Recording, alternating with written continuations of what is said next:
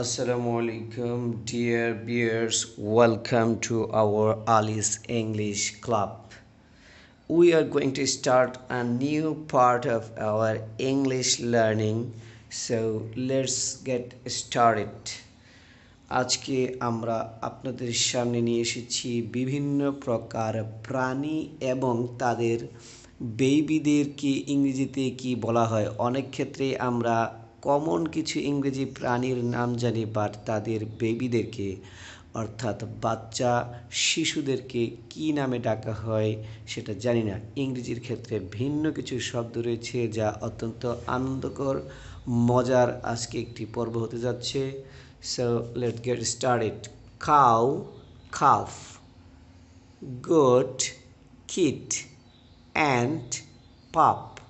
Horse, foal. Deer, fawn.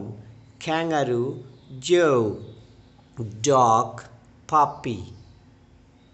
Dog, puppy. Sheep, lamb. Pig, piglet. Rabbit, bunny. Chicken, chick.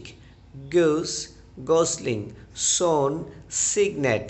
So that's all for today. Thank you very much for being with us. Thank you so much.